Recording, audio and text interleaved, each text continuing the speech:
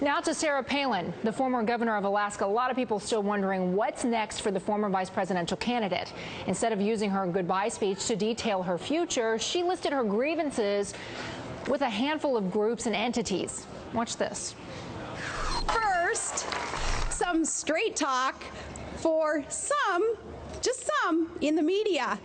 Because another right protected for all of us is freedom of the press. You represent what could and should be a respected, honest profession. That's why our troops are willing to die for you. So, how about, in honor of the American soldier, you quit making things up. You're going to see anti-hunting, anti-Second Amendment circuses from Hollywood.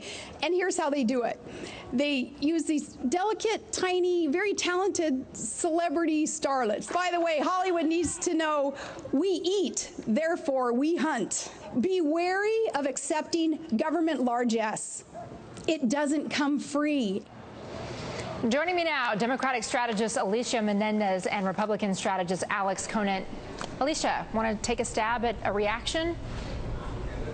I mean, I just can't believe we're still talking about her. And yet, when I watch this, I can, because she actually manages to become more audacious every time she speaks. Just when you thought it was impossible, you find something new. I mean, the fact that she is equating the media with somehow harming the American soldier is absolutely ridiculous. And I think it's almost offensive that she uses the American soldier, our brave men and women in uniform, to bulletproof herself from very reasonable questions which she considers attacks. Let me repeat her words. I think she had an opportunity here. She missed.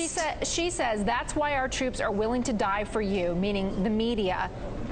So how about, in honor of the American soldier, you quit making things up? Alex, what did she mean by that? Well, I think that she's entitled, actually, to point some fingers at the media. I think she's had rough treatment in the press, especially these last few months when she's gone back to Alaska and tried to be governor. And as she said in her statement a couple of weeks ago, she figures it's best that she move on. And she continues to have a tremendous platform. I think the fact that we're talking about her today, after she's not governor any longer, goes to show what a tremendous platform she has. She has an incredible voice. Now she has to go figure out what she wants to say and how she can be constructive. Alex, what is that platform? Excuse me.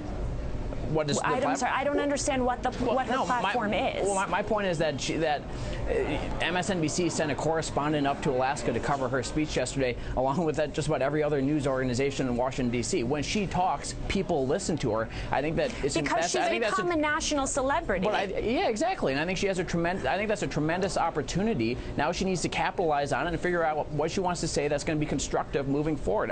As a Republican, believe me, I have no problem with her attacking the media and attacking Hollywood. But do you have a problem with the logic flaws? I hope it's more constructive moving forward. Yeah, but Alex, do you have a problem? I mean, be honest here. Do you have a problem with the gap in logic? I mean, to say to members of the media, that's why our soldiers are willing to go and die for you, and so in honor of American soldiers, stop making things up. Does that make sense to you? She was clearly talking about the First Amendment, which, as a reporter, I know that I'm sure that you respect. Okay. What about the future?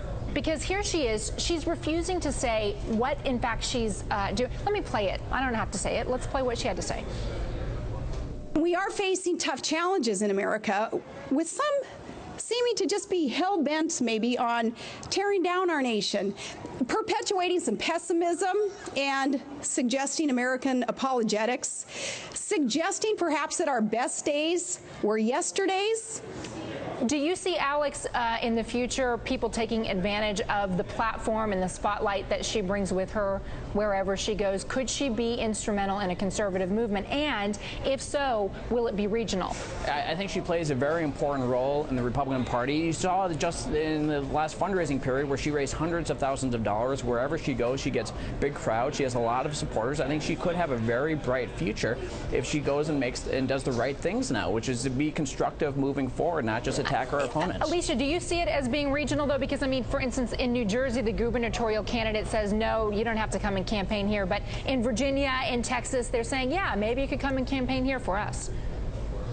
Yeah, I definitely think it's regional. In fact, it's funny because my home state is New Jersey, and it's unsurprising that Chris Christie doesn't want Governor Palin visiting the Great Garden State because her views don't fly there. She keeps saying she wants to build this right-of-center coalition. There's nothing right-of-center about Sarah Palin. She's right of right, and I think the sooner she can learn that, the more effective she can be in championing her cause.